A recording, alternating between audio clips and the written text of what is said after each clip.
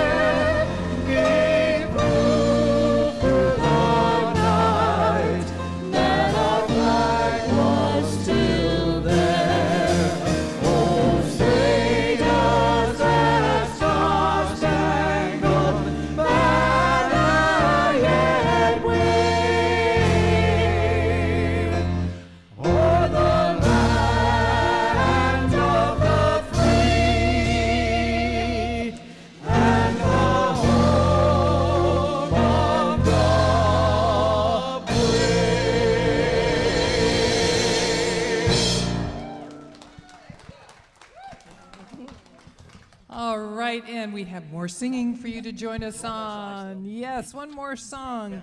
We're going to do America the Beautiful. So if you want to stand, you can. Here we go.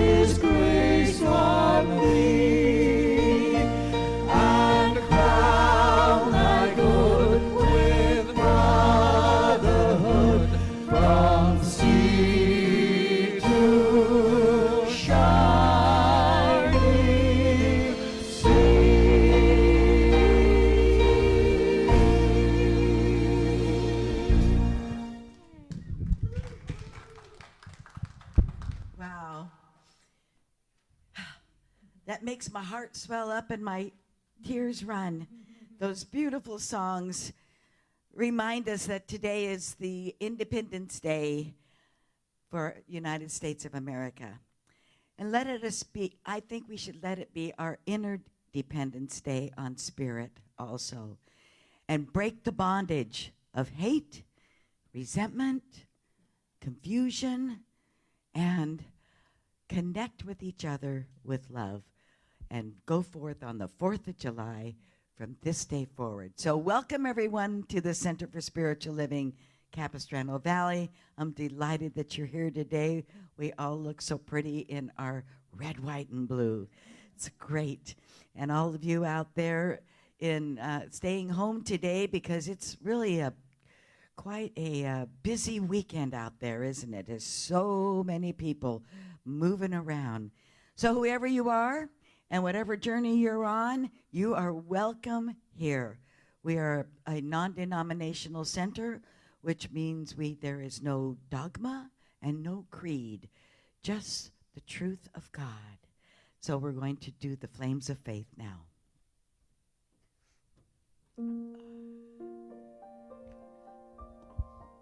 We perform this ceremony to promote the universal consciousness of life, which acknowledges that all peoples and all sentient beings come from the one great universal presence that we call spirit. Fundamental to this truth is the unifying nature of all religious thought and experience, which we honor here today. We light the candle for the Tao, honoring the universal path of harmony and equilibrium, the natural way. We light the candle for the shamanic traditions, honoring the beliefs and the practices of all indigenous peoples, the way of primal spirituality. We light the candle for Hinduism, honoring the path of knowledge, action, and devotion. We light the candle for Judaism, honoring the ethical path of living by sacred law. We light the candle for all forms of Buddhism, honoring the Four Noble Truths with the path of compassion. We light the candle for all forms of Christianity, honoring the Christ consciousness as a path of love. We light the candle for all forms of Islam, honoring the path of compliance with the will of God as the highest calling. We light the candle for the universalistic religion of Baha'i, honoring the path of unity and the path of peace. We light the candle.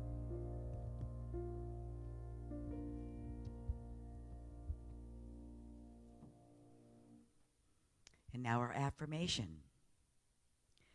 I am the spiritual and moral arc of the universe. Well,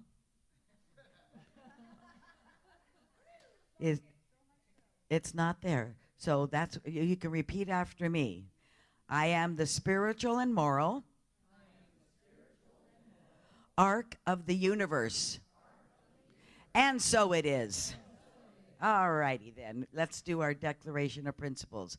And if we can't get it up there, I know you know it by heart. So we've been saying it for long enough. Okay, ready? Let's go. I believe in God, the one creative intelligence operating through the universe and operating throughout my entire being now and always. I believe this perfect spirit operates upon a law of mind and creates my experience exactly according to my belief. I believe this perfect creative intelligence can be used by me and by every other person to produce health, abundance, and love in mind, body, and total life experience. I use it now, and I rejoice in it. And so it is. Yes. So our yearly theme, as you heard for the past 6 months, going on 7, is Timeless Wisdom, Evolutionary Vision. That is the theme for all of the CSL, Centers for Spiritual Living centers. And July's theme is Pulled by Vision. So let's enjoy this short video by our spiritual director for all of CSL, Dr. Edward.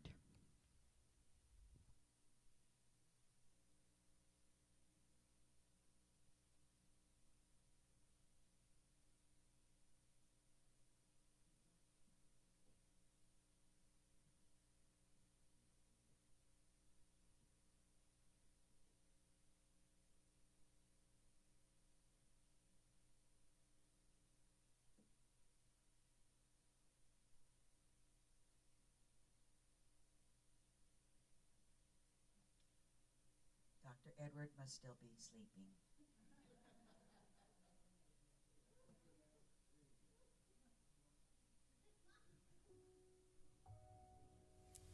Hello. The suggested theme from Centers for Spiritual Living for July is Pulled by Vision. Week one's topic is We Hold These Truths. Now that's the beginning of a phrase that has special significance for our communities in the United States of America, and a phrase that likely relates to people all over the world. The rest of the phrase says, and this is in my own words, that it is self-evident that all people are created equal by an unconditional, all-powerful, everywhere present creative mind that has no preferences for gender, nationality, religion, or anything else. And that is a vision worth being pulled forward by. Week 2 asks the question, is your commitment greater than your resistance? It's an invitation to look at what you and I say we stand for, and then to check within to see if there is any part of us that is not in sync with the values that we claim to be ours.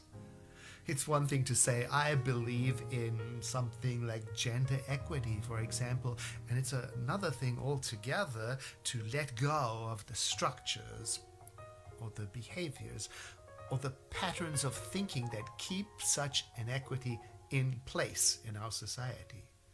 So it's a week about integrity, about making sure the inner spiritual life matches the outer social life. Then in week 3, we're presented with the pathway to freedom for us, with the topic, Free Your Mind and the Rest Will Follow. Now, this week's topic reminds me of a statement from our movement's global vision. In it says, we see a world in which everyone lives in alignment with their highest spiritual principle. Now, what might that high spiritual principle be? Well, here's how the global vision states it. Unity with the divine and connection with each other. Now imagine that. Living every day, every minute, in alignment with that. Oh, I confess it can be challenging. And though it is challenging, it is rewarding. Even if just for a moment, even if we are able to free our minds just for a second here and there, and to rest in the awareness of unity with a power greater than we are. A power that expresses itself in this world as us, through what we say and through what we do.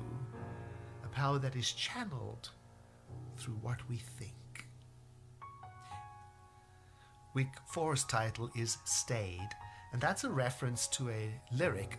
I woke up this morning with my mind stayed on freedom, from a song created by Reverend Robert Wesby of Aurora, Illinois, in the Hinds County Jail during the Freedom Rides.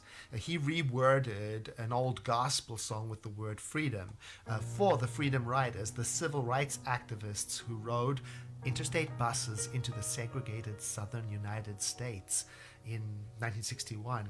They were challenging the non-enforcement of the United States Supreme Court decision which ruled that segregated public buses were unconstitutional. Now, whether you are celebrating freedom in the United States of America or anywhere else in the world, this week we are using another popular rewording of that same old hymn lyric. I woke up this morning with my mind stayed on spirit, to support the idea that by keeping our attention focused on our relationship with the divine throughout the day as best as we are possibly able to do, why that is what transforms our experience. Because our perspectives and our perceptions of life are filtered through the lens of what we stay focused on. Staying focused on spirit.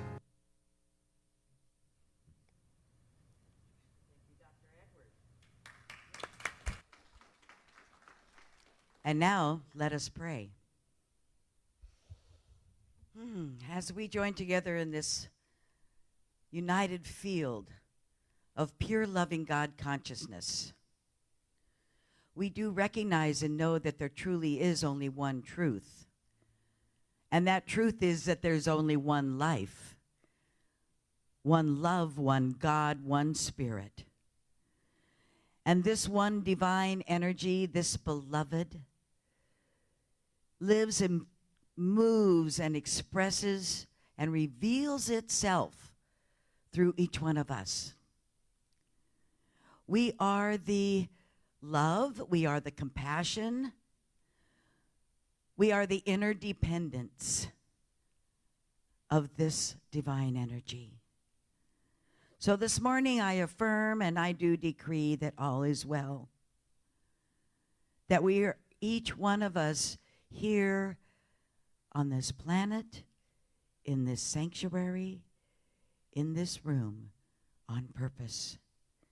And that purpose is to reveal the joy of God, to reveal the love, to reveal the kindness and the connection with Spirit. So I know that this morning that Reverend Bruce's message lifts each one of us up, rises us to a new level of expectation and joy. I know that the music this morning brings tears to our eyes for our gratitude, for our dependence.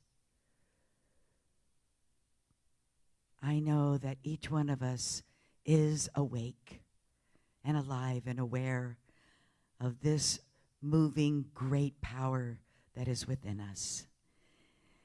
And so it is with a grateful heart that I release, I let go, and I anchor this prayer in love as we say together, and so it is. And now, Allendale.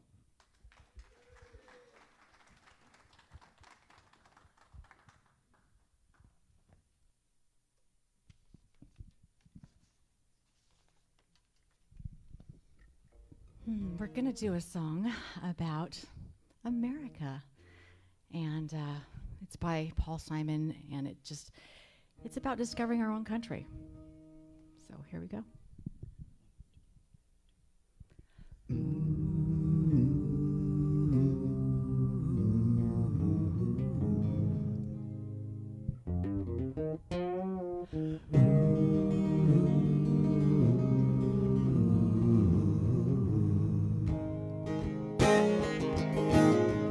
Let us be lovers, we'll marry our fortunes together. I've got some real estate here in my bag. Ooh, so we bought a pack of cigarettes, Mrs. Wagner pies, and walked off to look for America.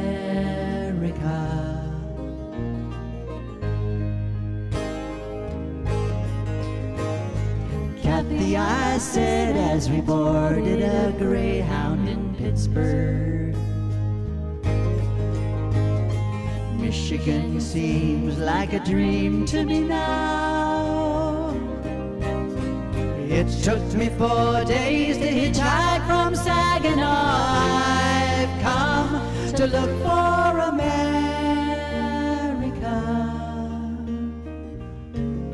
Laughing on the bus, playing games with the faces. She said the man in the gabardine suit was a spy. I said, be careful, his bow tie is really a camera.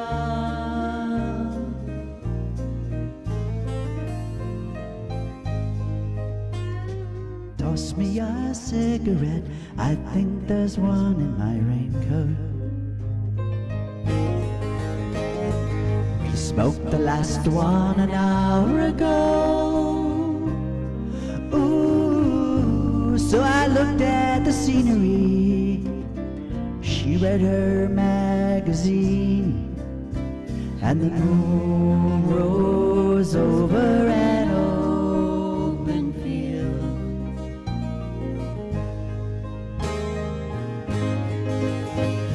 Kathy, I'm lost, I said, for I knew she was sleeping. I'm empty and aching, and I don't know why. Counting the cars on the New Jersey Turnpike, they've all come to look for America. All come to look for America. All come to look for America.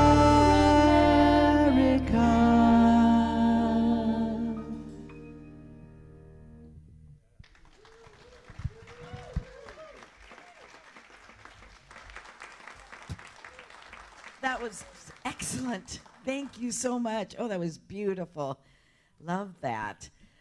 Well, our speaker this morning is one of our very own staff ministers. He's also a co-author of the book Home Will Never Be the Same Again. And Reverend Bruce is speaking on We Hold These Truths. Please welcome Reverend Bruce Fredenberg.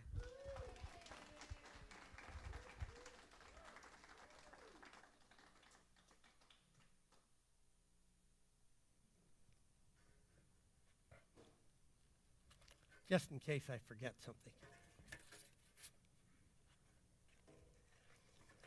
After listening to the music today, I felt like I should rewrite my talk, but I didn't have time. But I was reminded, I've been to Fort McHenry, which is what the Star Spangled Banner is about, when Fort McHenry was Baltimore was being attacked by the British, and Fort McHenry successfully defended Baltimore. So that left the British to sail up the Potomac and burn the White House instead. But they did save Baltimore, and Francis Scott Key was being held prisoner on a British ship, and he was watching the whole battle from his captivity in a British warship. So it was really interesting to see that. And that last song is just really great. And when I was 20, I attempted to hitchhike across the United States and Canada with my best friend. We got stuck eventually about a third of the way across and had to get back to school, but we probably hitchhiked between 1,500 and 2,000 miles total that summer. And so I really got to experience a lot of America, and I've driven by car across the country about 6 times too. So it is an amazing place that we live in. And that's one of the things I started my talk off. I give a lot of thought to this, and the United States of America is a country full of contradictions. From the very beginning, the formation of our country, we have beautiful words that state remarkable, wonderful ideas in the Declaration of Independence, but they're not literally true then, and they're not literally true now, but they're aspirational. And I compare them to something I do with divorcing couples. Some of you know that one of the things I do is if people have decided to divorce, I help them have more peaceful, more respectful divorce processes. Keeps them out of court, protects their privacy, and spares their whole family, including their children, the worst aspects of divorce.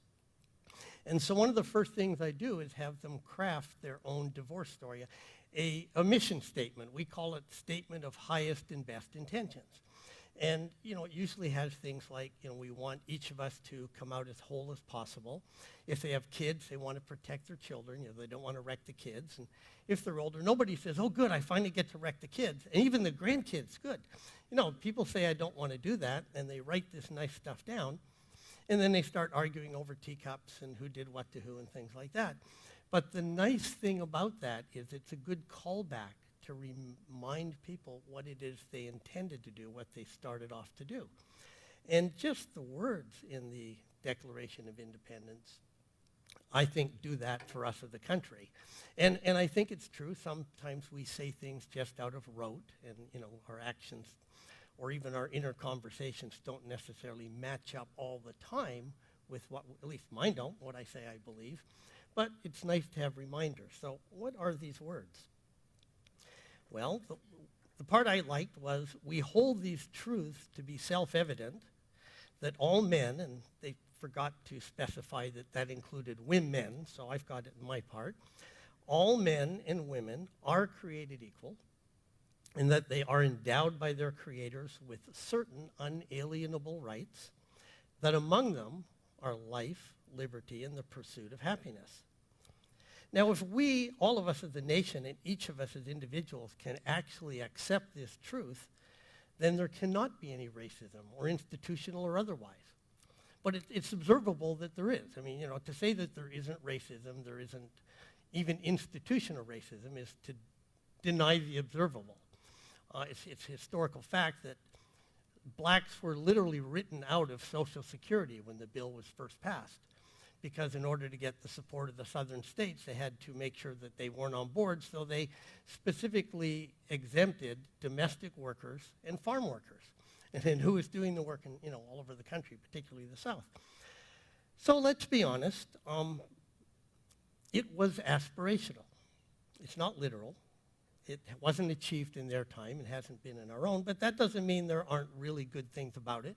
Doesn't mean we're not a great country. It doesn't mean that if we keep it as a constant goal and stay true to our principles, particularly the principles we teach here, it's certainly attainable. And I think we're a mature country that we can look at the things that are not so good as well as the things that are good. And our beginnings, like all of the countries in the Americas, both continents, our beginnings are not so pretty. Most of July 4th celebrations overlook that when the Europeans first came to these continents, it was already occupied, and how they got the land isn't usually talked about on the 4th of July. And I think that's a mistake, because one thing, I don't think spirit ever holds anything against us.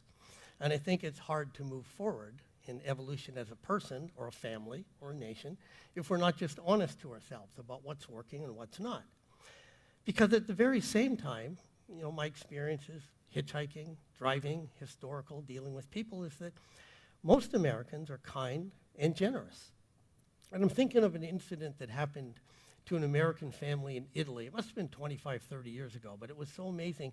They were traveling in Italy, and they went through a part, maybe Sicily or someplace where there had been bandits, and somebody shot at their car and killed their son. And what they did, and what this was extraordinary to the Italians, was they donated their child's heart and other organs to save other lives. And it became a big deal in the Italian press. How could somebody do that? How could a family have that kind of compassion? But I don't think it's extraordinary to us. We got our good stuff, we got our bad stuff, but Americans, we respond to need and emergencies quite well, and with generosity. Here in the United States, every morning, generally, about 325 million people get up each day, and by and large, they do nice. We do nice, kind, loving, and generous things. And apparently, looking at the news, there are a few of us who are not always perfect at self-governing and need a little help with that. But, most of us, we get up and we do what we need to do. And it's important to respect that about this country, because that's not true everywhere. It took about 400 years to create the culture we have. And the wonderful things about it, it creates conditions that are very livable for most of us. And we have a culture in which most people, by and large, are willing to follow the rules. They're willing, and things you don't think about. When I come up to an intersection driving home, I don't stop at every green light to make sure everybody's going to stop. I assume they're going to stop. Why? Because that's what most of us do. All right? Isn't that what we do all the time? Now, there are countries where that's not true. I've been in countries where red lights are a suggestion. It kind of reminds me of the way somebody described, I can't even remember which group it is, but a religious group, if they believe in the 10 suggestions, it's kind of like we do,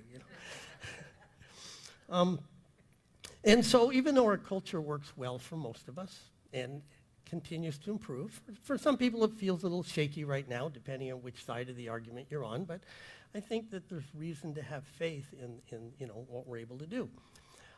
My friend, who I was going to make anonymous but decided not to, my friend Aidan Greeny told me he was, because I talked to him before I did this talk, And he quoted a Chinese person. I think it was a woman. He probably heard her on the radio. And that person said, Americans don't realize how good they have it. And they complain too much. And, well, that's probably true, but I know that that's what free people do. You know, we complain about things, and we don't expect to get thrown in jail for it. And most of the time we don't. And we know that we can always make things better. And now we know as religious scientists that maybe the complaining doesn't have to go on forever because energy flows where the attention goes, and so our attention can be on what's working and what we can be grateful for. And so, you know, one of the truths of life is the more we're grateful, the more we have things to be grateful for. Does anybody disagree with that, or everybody on board with that? So when I was thinking about this talk, I was thinking about how talking about our country with its contradictions is similar to the people going through the 4th step in a 12-step program. The idea is to take a very thorough inventory of all of your, stuff, your traits. The problem is many people I've worked with don't do it right. They think that means coming up with all their defects and beating themselves in the back or with put on a hair shirt and suffer because I'm such a bad person because I've done all these bad things. But a real inventory means including the good stuff too, because ignoring or denying the good stuff is just as dishonest as ignoring and denying the bad stuff. And of course, I was thinking about this because of the recent discovery from our neighbors to the north in Canada about all those dead children they're finding were buried in anonymous graves in residential schoolhouses. And it went from the late 1800s all the way up to 1996. 1996. And, it turned out these people would rip children from their parents, Native Americans, and put them in these schools to educate them. And they didn't see their parents for, 5, 10 years. And you can imagine what that did to generations going forward, because that's how the parenting skills are learned and that's how they raise each other.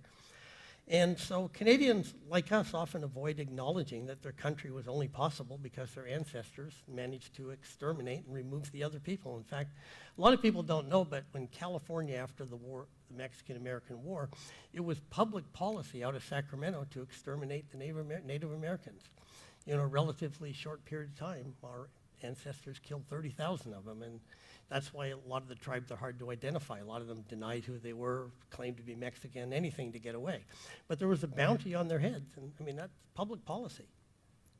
And Canadians are the same way. They like to pretend that this stuff didn't happen, and all of a sudden they have all these dead babies. What most Americans don't know is that these residential schools took place in the United States, too. I was listening to a professor from USC, a Chippewa Indian, who was saying, his great-grandmother was in one of those residential schools. So that affected how her parenting was to his mother and how her parenting was to him. And so I wouldn't be surprised if we don't find out about similar atrocities here. And throughout most of the Americas, not here, but, our southern neighbors and farther south, they didn't treat the locals very well when they came. So our history has some unpleasant realities that most Americans prefer to avoid acknowledging, especially on the 4th of July. And I'm not here to talk about all our bad stuff, because at the very same time, there's many wonderful things about our country. And that's observable, and I think we can acknowledge our weaknesses even as we celebrate our successes, because despite our problems, it's clear that many things in our history and our present deserve praise. So I want to appreciate and praise the truly great things about the United States without needing to refuse to acknowledge or defend the mistakes of the past, We did them. We don't want to keep doing them. Find them and correct them, And why? Because we're really pretty good. And there's a birthday celebration. An example of something I heard from an immigrant it sounded like she might have been from Africa, but some other developing country. She was talking about the things that are wonderful about America, and number one on her list was something I'll bet most people never think of. She said, when somebody gets hurt, emergency response comes almost immediately. Somebody's hurt, you dial 911 and, resources are available and they get there pretty quick. Apparently that wasn't true in her country. It's Not true in a lot of countries. But for us, a lot of the good things, like people stopping at the stop sign, most people doing what they say, most of the time. I mean, I've lost my planner one time and had my checkbook in it and stuff, and somebody managed to open up and find my phone number and call me and tell me where I could come and get it. I mean, that's pretty cool, don't you think? And so she talked about, this wonderful thing of being able to get help right away. And it occurred to me it's like oxygen. We all take oxygen for granted. How many people think about oxygen during the day? And if you ask the most important things in your life, but it's so important we can't be without it for even a few minutes. But nobody gives it a thought. But if you put your head underwater for 2 minutes, I guarantee you won't even think of your children's name. You'll just be thinking, you wouldn't even know anything except your desperation for air. But it's always there. When I want a little oxygen, I get a little. When I want a lot, I take a deep thing. If somebody came in there from running a marathon, and I wouldn't say, hey, take it easy, don't take up all the oxygen. I'd hey, have at it, We have a lot. I'm generous. I don't care. And so I think that describes a lot of the ways that we take our day-to-day life in the United States, just things that should be acknowledged often aren't. So I want to tell you one of the greatest things and one of the greatest people that I didn't appreciate when I was younger in the United States. The very first time I went to Washington, D.C., a Superior Court judge that I knew told me, make sure you go to Mount Vernon, Washington's home. It's in Arlington, Virginia, just outside of Washington. Nobody else had ever mentioned that to me before or since. I strongly encourage you, if you get to Washington, go there. By the way, going through Arlington, there's this giant building that looks like maybe an old Babylonian thing. I mean, it's so big you can't miss it in the skyline. It's a Masonic temple. I've never seen it in any movies about Washington or the Washington area and stuff like that, but it dominates the skyline in Arlington, Virginia. I looked at that thing and I thought, wow, nobody talks about that. There's a lot of things we don't talk about.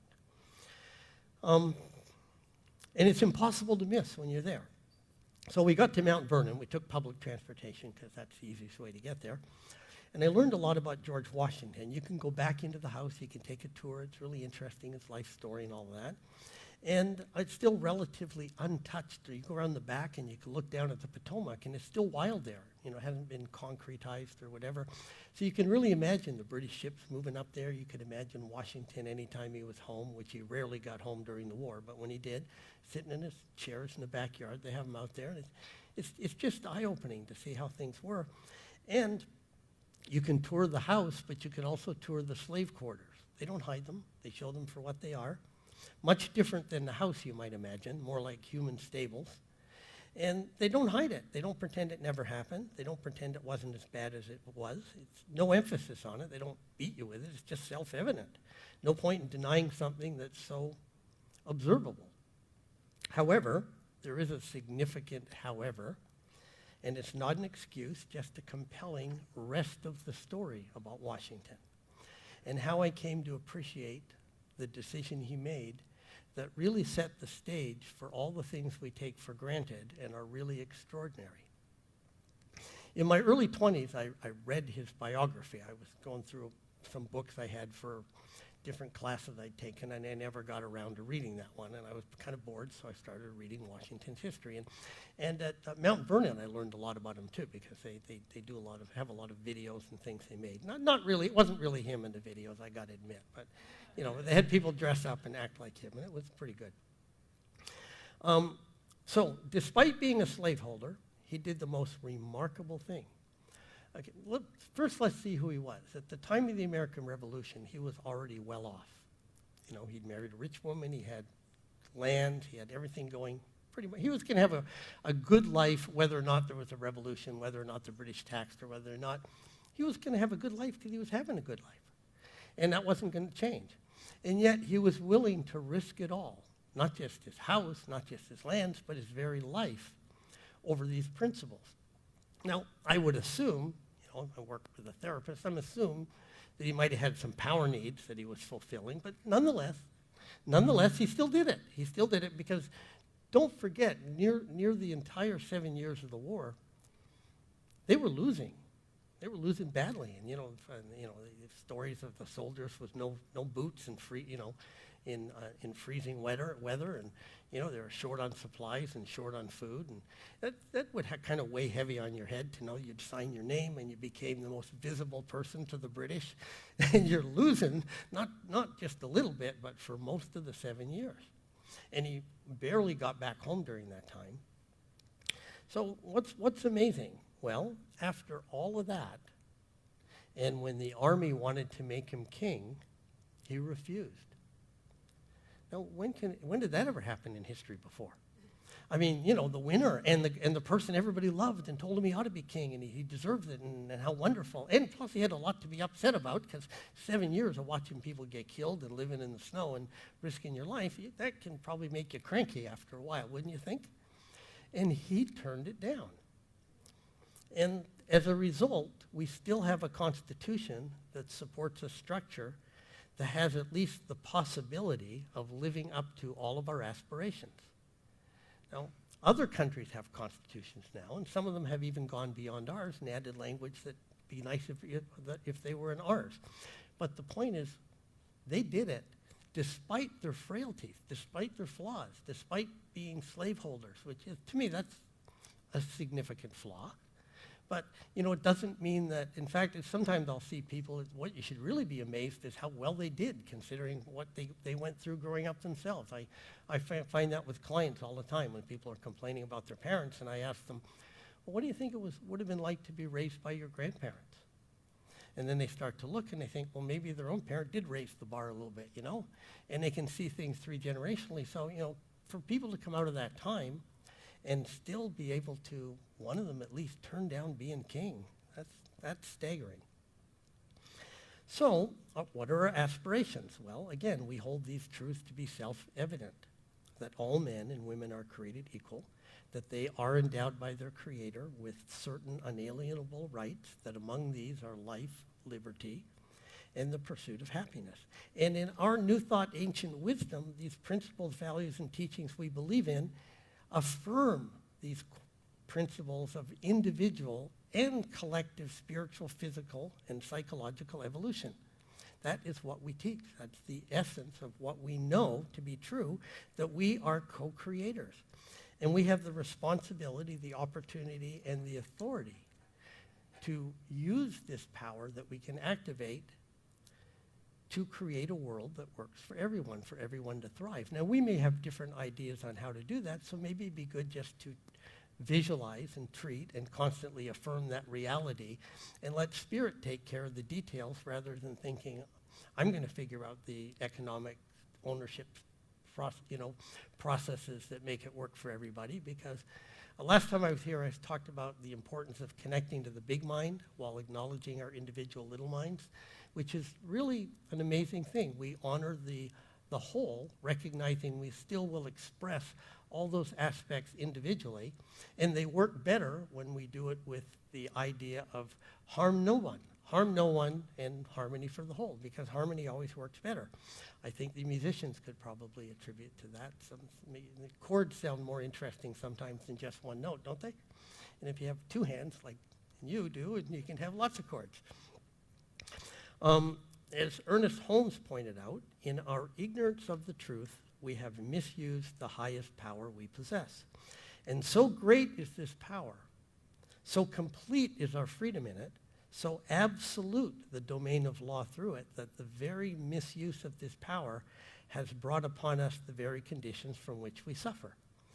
In other words, we thought ourselves into this, we can think ourselves out of it. Margaret Mead was asked, when you're going to an ancient culture, what are the first signs of civilization? I don't know if any of you know this or not. People thought they'd talk about pottery or agriculture or things like that. And she said, the first sign of civilization in an ancient culture is when you find a femur that's been broken and then healed. Why? Because in the wild, an animal with a broken leg dies. They can't get around, they can't eat, within a couple of days they're going to be eaten and killed.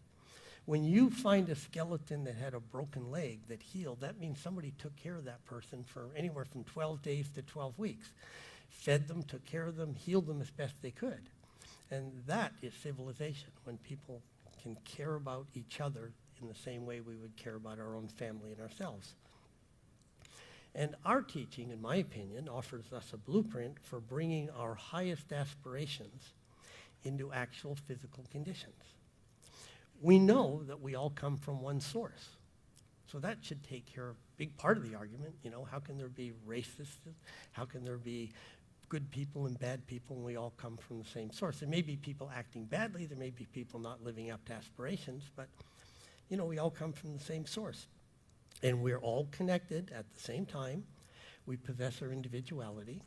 And we can express it as much as we wish.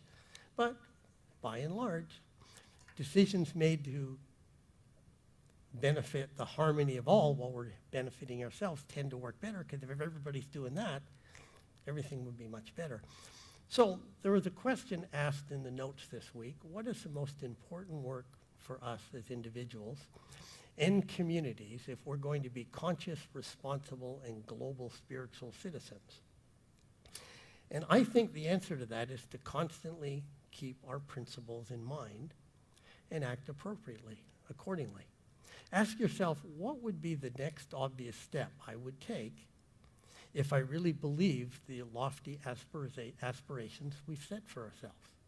You know, might not have the whole answer, but what would be the next step? I think a good step is pay attention to what your inner conversations tell you. And if those inner conversations are talking about something that you would like to have an experience in your life, and you really be glad if that comes to fruition, keep thinking that. But if you find your inner conversation, if it turned out to be showing up just the way you're talking about it, is something you would not want to live with, then use your power wisely. Use your power to change your mind and your conversations, because you are the only thinker in your own mind, and you get to do that. And all the thoughts you have, you adopted one way or another. You appropriated them and kept them alive yourself, and nobody stopped you, and nobody can stop you from picking new ones. So, happy birthday to an evolving country. Namaste.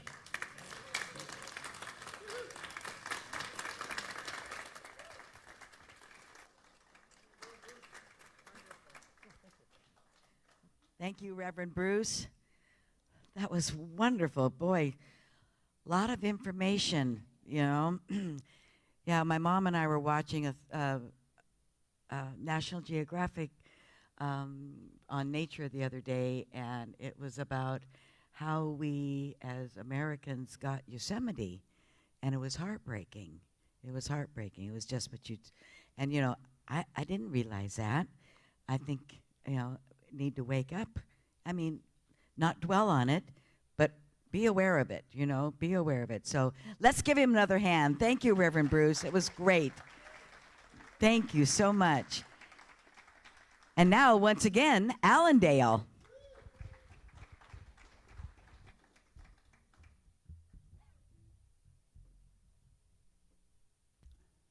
Among the gifts of God, and there are many, one of the sweetest is freedom, and that's what we'd like to sing about for you.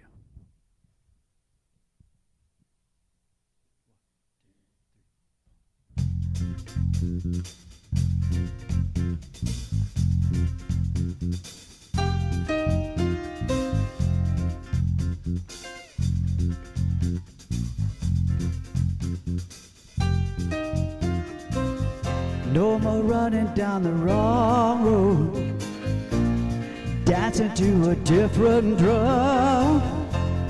Can't you see what's going on deep inside your heart?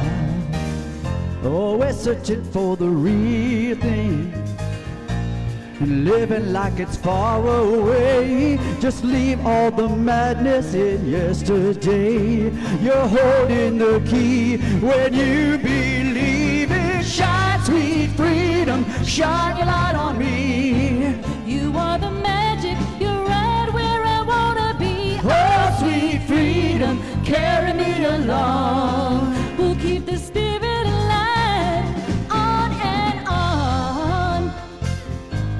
Ooh. We'll be dancing in the moonlight and smiling with the rising sun, living like we never known, going all the way, reaching out to meet the changes and touching every shining star. The light of tomorrow is right where we are. There's no turning back from what I am feeling. Shine, sweet freedom, shine a light on me. You are the magic, you're right where I wanna be. Oh, sweet freedom, carry me along. We'll keep the spirit alive, on and on.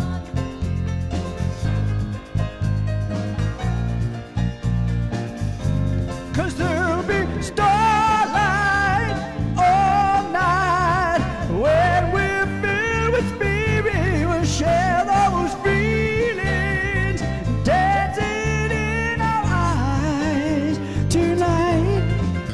They're guiding us, shining in the morning light.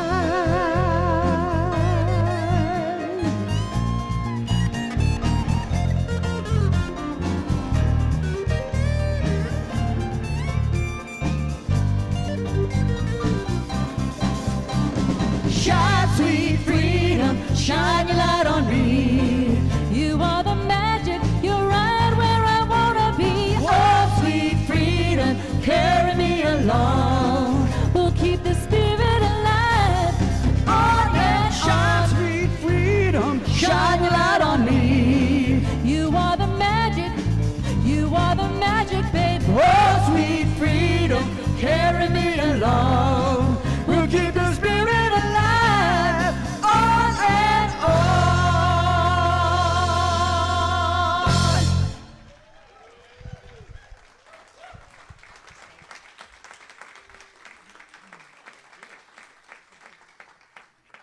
Oh my, that just gets you going, doesn't it? That was beautiful. Thank you so much. We're doing the offering now, or are we doing the offering? Okay. Whatever order you'd like. All right, we're going to do our offering now. So, as we take our gift in our hand, we are not passing the baskets for a while yet. So our basket is at the back of the room there and one here for your donation. We are so appreciative and thankful for all that you give, because giving is receiving. And we're blessed that you're here in person. And I hope all of you out there in cyberspace plan on coming back really soon, because it feels wonderful to be here together. And our youth program is open. Our child care is open. So please come back. So let us do our offering together. My offering is my acceptance of God as the source of my supply, and it symbolizes my faith in the abundant flow of this supply.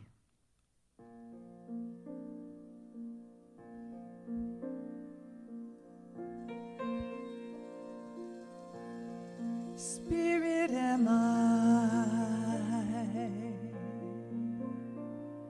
free of all limits, safe and loved and whole. Spirit am I,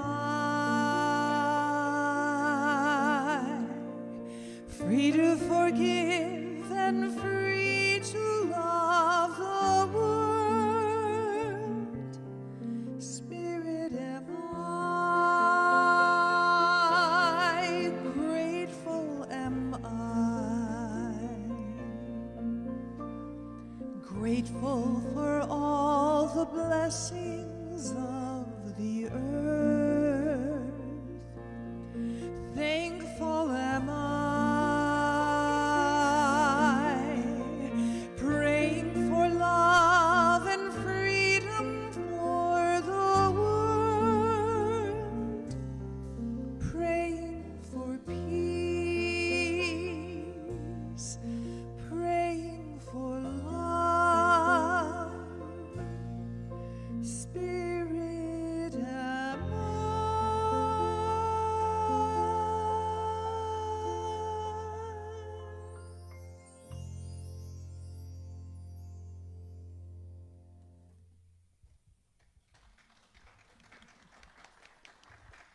Thank you, Diane. You know, all during that year of the pandemic, this group was here every Sunday. Our band, Dave Page, Bill Dixon, Ed Cusby, Diane King Van, our wonderful music director and choir director, Rick and Karen. They were here so that you could watch on video with Dr. Heather and I here. So we all masked up and we came to, and I want to say thank you. Thank you so much. We're so grateful for you. So grateful. And of course, we couldn't have done it without the cameraman. Paul, thank you so much. And with the people doing the video and the sound in the back, we were all here. Josh Tanner, Mary Brogdon. So it was, we're here for you now too. It was just wonderful, and I'm so grateful. We have 3 practitioners for you today: Cheryl Lyman, Aidan Greeny, and Lorianne Whitty, and they're available. We have our practitioner tables open, 2 in the back of the room and 1 in the tranquility room. And a practitioner is a person that has been trained in the art and the science of spiritual mind treatment, or what we call affirmative prayer. So if you reached a bump in the road, I've had a lot of bumps lately, it seems, so I've used my practitioner. You know, they can see the truth, they know the truth, and they will pray with you and reveal the truth. So please avail yourself to them. They are here for you. We have 3 people every Sunday. And now we have some invitations. Should we do some birthdays first? Yes, we should. Let's do birthdays. Sunday. It's Sunday. If you have a birthday in July, please stand. Happy birthday to you. Happy birthday to you. Happy birthday, happy birthday. Happy birthday to you. And it's Wayne's lot of birthday joy. today, on July 4th. Whoa. Now we got some invitations for you. You are invited to Conscious Connection right here live in this very room today from 12 to 12:30. Not Zoom. Get together with Mary and friends for a brief discussion about being pulled by vision. And now that we're meeting in person, there will no longer be coffee and conversations on Zoom. It'll be right here in the room. And our practitioners are available, as Reverend Judy said, live here at the center. It's our gift to you on Sundays. Our youth program is back. Woohoo! The kids are meeting outdoors. Yes, weather permitting. It is a great opportunity for their spiritual growth through play and interaction. If you have any questions about our youth program, please see Tony Sparks or Becca Phillips. Okay, and our wonderful activities are continue to meet. Book study with Mary on Wednesday mornings, Shifting Sands on Thursday mornings, Coming Home, Awakening to Spirit on Friday mornings, and those are still on Zoom. However, our Friday evening happy hour will no longer be meeting on Zoom. So gather in person with your spiritual brothers and sisters and go find your favorite happy hour and meet in person and get happy. Get happy for an hour or so. Remember to vote. If you consider yourself to be a member of our center and you haven't already cast your vote for our new senior minister, please do so now. If you can either vote online, which is very easy, or use a ballot that was sent to you. The deadline, July 12th, is approaching quickly, and we want your voice to be heard. If you have any questions, please contact Pam Rock. And that's it. I think we're good. Now it's time for our closing song, God Bless America.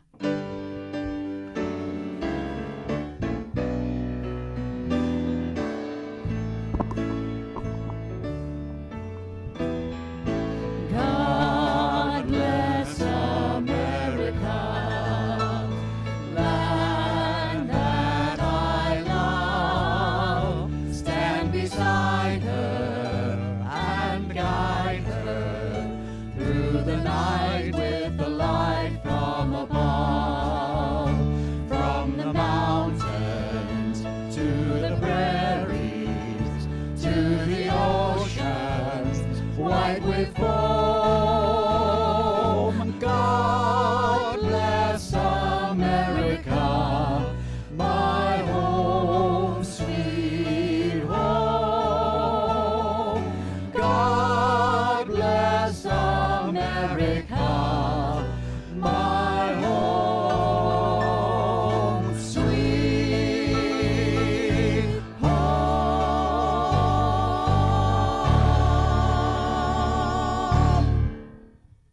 And so for each person here, I claim that we are heading to our physical home with a new appreciation of the incredible, wonderful homeland in which we are privileged to live right here, right now, with the power to make it even better. And so it is. And so it is.